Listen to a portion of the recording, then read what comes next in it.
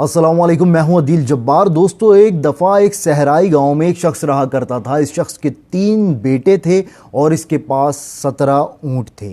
ये 17 ऊँट ही इसकी कुल जायदाद थे और कमाई का ज़रिया थे। ये ऊँट लोगों को किराए पर दिया करता था जो तिजारत की मकसद के लिए या मुसाफत के लिए इनको यूज़ करते थे और उसके एवज़ में उसे किराया अदा करते थे, जिससे उस शख्स का गुज़र बसर चला करता था। दोस्तों, इस शख्स का आखिरी वक्त करीब आता है और ये मौत के दहाने पर होता है, तो ये अपनी एक विल लिखता है जिसमें बताता है कि ये अपनी कुल जायदाद 17 ऊँट अपने 3 बेटों में कैसे तकसीम करेगा। इसके बाद इस शख्स का इंतकाल हो जाता है।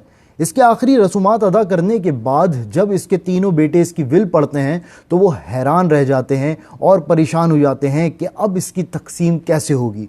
उसकी विल में लिखा था कि सबसे बड़े वाले बेटे को तमाम ऊँटों का यानी कि 17 ऊँटों का 1/2 मिलेगा, आधा हिस्सा। जो नंबर 2 पर बेटा है उसको तमाम ऊँटों का यानी कि 17 ऊँटों का 1/3 हिस्सा मिलेगा। और जो तीसरे नंबर का बेटा है उसको तमाम ऊँटों का यानी कि 17 ऊँटों का अगर 9 हिस्सा किया जाए तो उसमें से 1 हिस्सा यानी कि 1/9 हिस्सा तीसरे नंबर के बेटे को मिलेगा।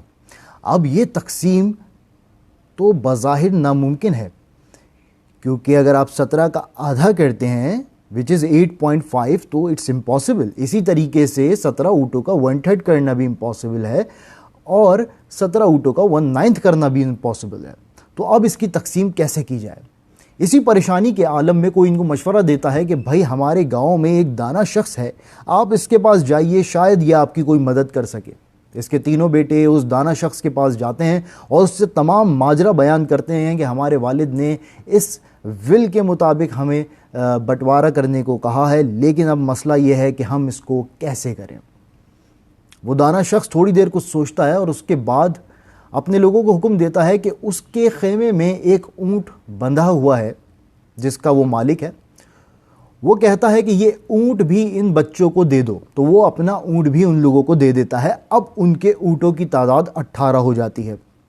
18 ऊँट अब होने के बाद वो दाना शख्स कहता है कि अब हम तुम्हारे वालिद की विल के मुताबिक इसकी तकसीम करेंगे। तो 18 का हाफ जो बड़े बेटे को देना था यानी कि 9 ऊँट बड़े बेटे के हिस्से में चले जाते हैं। दूसरे नंबर के बेटे को कुल ऊँटों का 1/3 देना था जो कि 6 ऊँट बनते हैं, वो दूसरे नंबर के बेटे को मिल जाते हैं। अब अगर आप 9 और 6 को जमा करें तो ये बनता है 15 और 18 ऊँटों का जब आप 1/9 हिस्सा लेते हैं जो कि तीसरे बेटे का हिस्सा है, वो बनता है 2 ऊँट।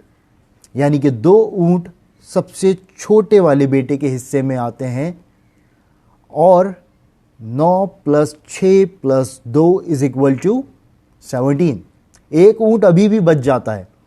वो दाना शख्स अपना ऊँट वापस ले लेता है और बच्चों के ऊँट की तकसीम भी हो जाती है। हो गए ना हैरान? सोचिए कैसे हो जाती है।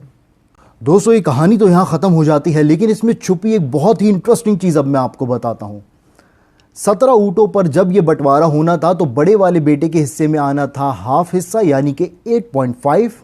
जो दूसरे नंबर वाला बेटा था उसके हिस्से में आना था 1/3 यानी कि 5.6 और तीसरे नंबर वाले बेटे के हिस्से में आना था 1/9 यानी कि 1.8।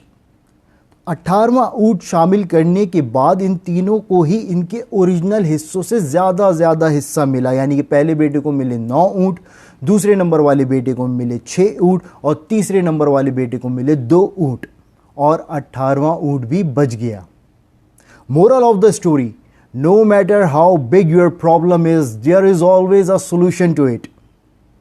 Just look around and you will find it. उम्मीद करता हूँ आपको वीडियो पसंद आएगी। चैनल अगर सब्सक्राइब नहीं किया तो सब्सक्राइब कर लीजिए। मिलता हूँ आपसे अपनी नेक्स्ट वीडियो में। टेक केयर, अल्लाह हाफिज़।